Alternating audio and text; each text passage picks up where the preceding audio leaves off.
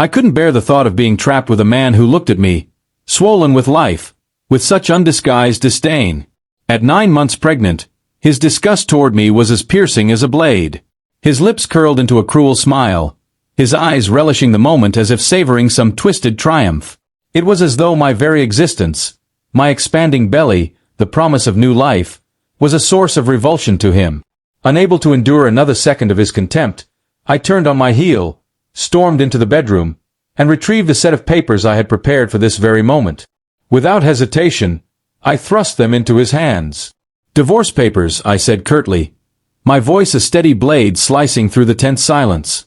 Brian's face twisted in shock, his arrogant composure cracking for the first time. "What the hell is this? Where is this coming from?" he barked, his anger flaring like a lit match. I met his fury with an unyielding gaze, my resolve unshaken. "This was your idea, Brian," I replied, my tone cold and deliberate. "Now sign them. Tomorrow I'll be filing them." He stepped closer, his face flushed with rage, but I didn't flinch. "You'll regret this," he snarled. I straightened my spine, my voice as firm as steel. "No, Brian. You'll regret this. Watch closely. You're about to see what it's like to be treated the way you've treated me. Let me take you back to how it all began. My name is Linda, a 27-year-old woman who once dreamed of a simple, happy life. 3 years ago, I was working at a reputable mobile company, full of ambition and eager to grow in my career. It was there that I met Brian, my boss at the time. At 25, I was inexperienced in love, having spent most of my youth fascinated by fictional characters rather than real-life romance. But as I watched friends get married one by one, I felt the pressure to find my own fairy tale.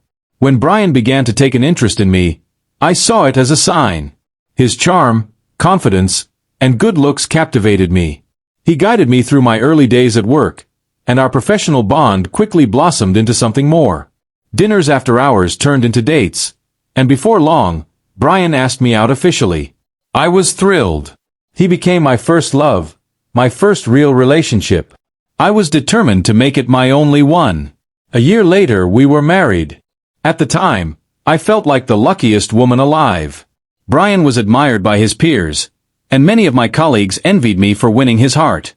Their congratulations made me feel as though I'd achieved something extraordinary. But beneath the surface of my elation lay a reality I was completely unprepared for. The day after we signed our marriage certificate, Brian delivered a bombshell. "You're married to me now, so you'll quit your job," he said casually over breakfast. I froze, my fork hovering mid-air. "What?" "I've already informed your manager," he added, as if it were the most natural thing in the world. I stared at him in disbelief.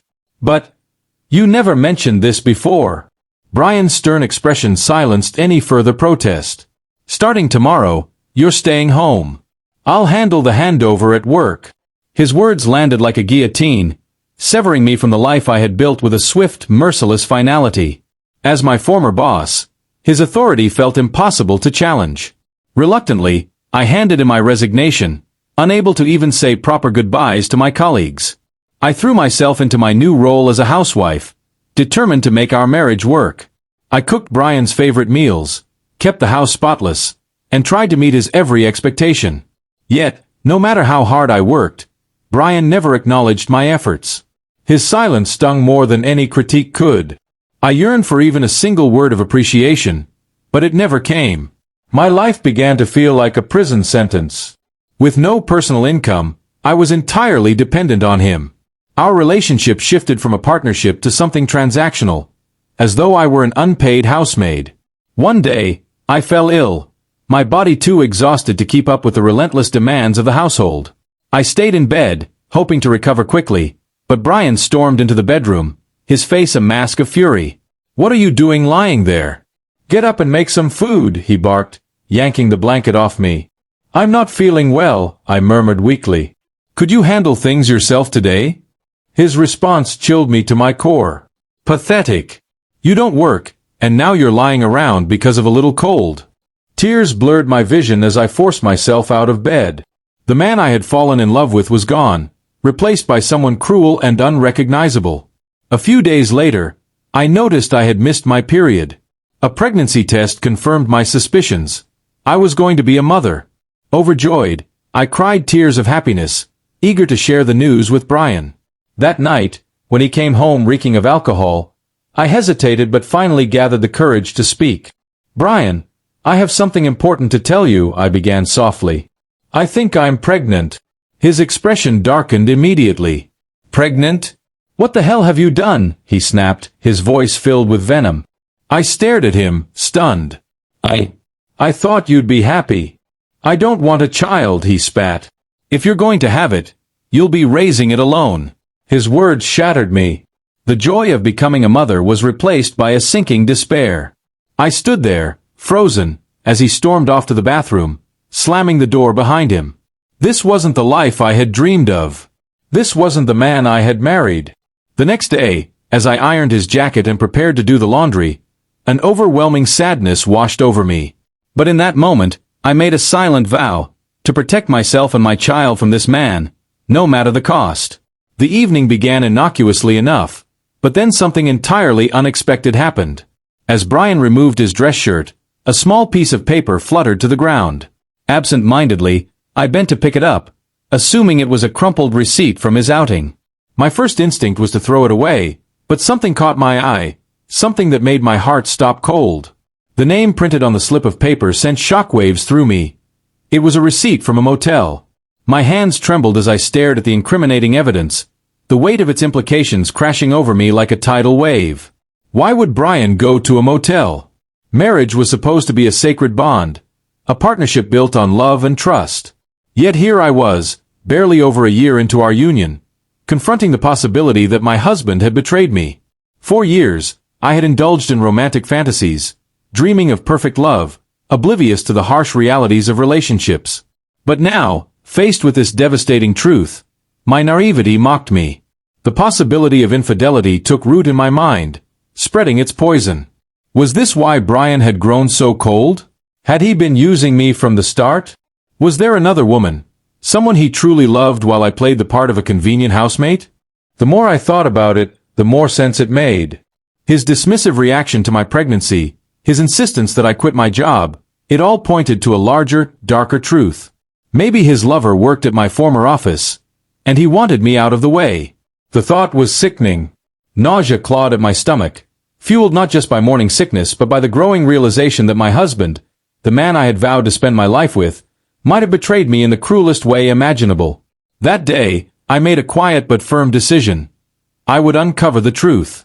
From then on, I observed Brian with a new clarity, noting every icy glance, every sarcastic remark, every deliberate act of cruelty. His resentment toward my pregnancy was palpable. He refused to accommodate my nausea, eating pungent foods near me and criticizing my every effort to maintain the household.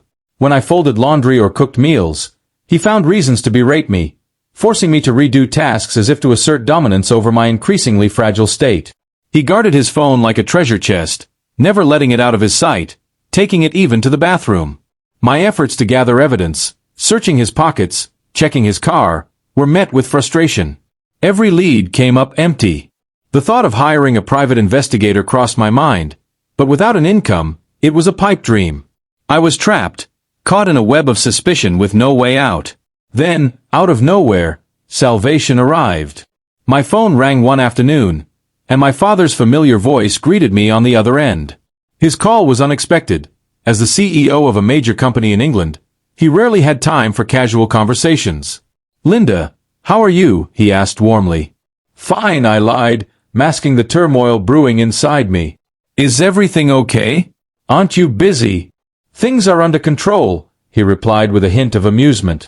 "I wanted to talk to you about something important." What followed shattered my world. My father revealed a truth I could hardly believe, a revelation that turned my suspicions into certainty. Though stunned, I felt a strange sense of vindication.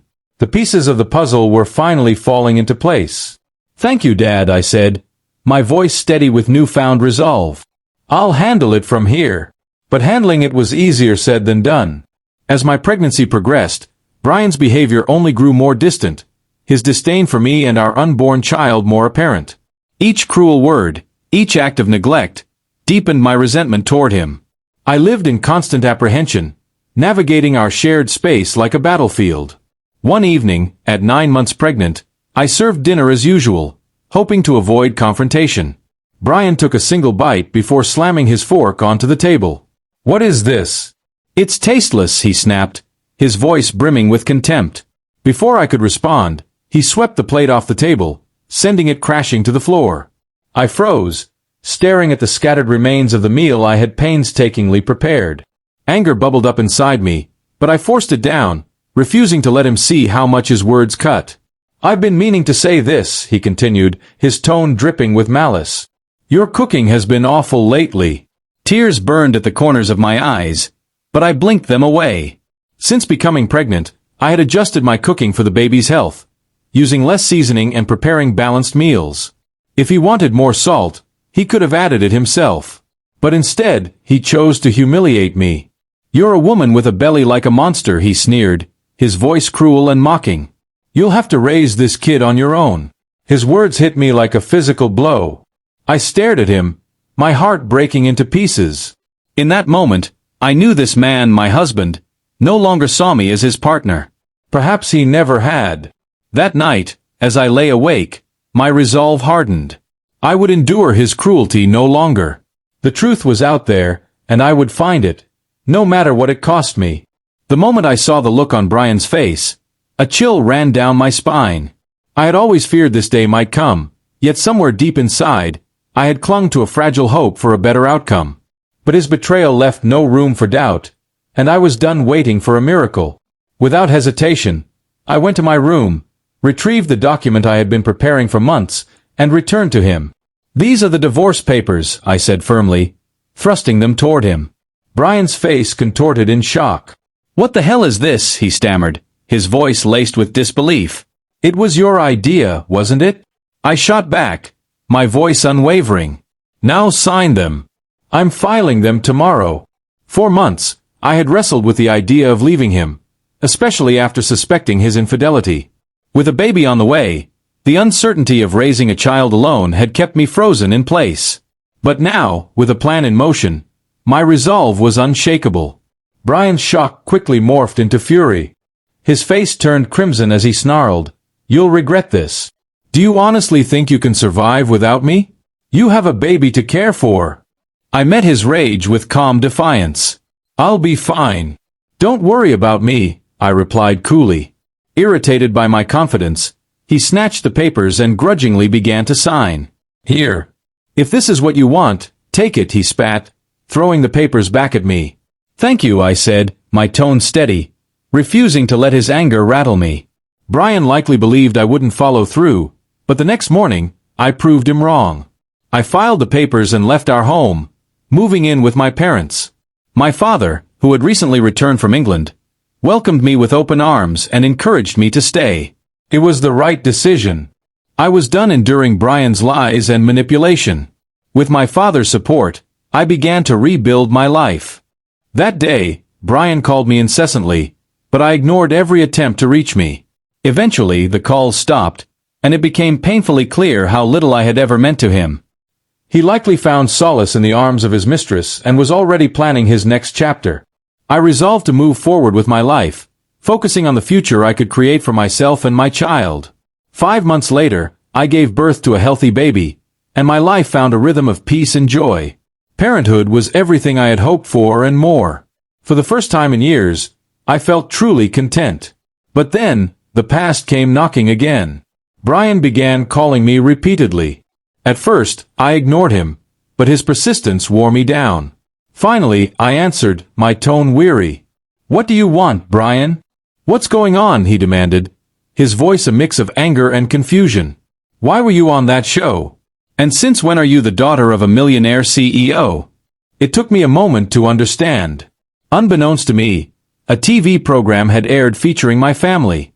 It showcased my father's role as the CEO of a global tech empire and estimated our family's wealth at $20 million. The show had caught Brian's attention, and now he was furious. "Oh, by the way," I said nonchalantly, "I didn't mention my $38 million inheritance, did I? That's how I was able to leave you." Brian's outrage erupted. "What? That's absurd. Why didn't you tell me before?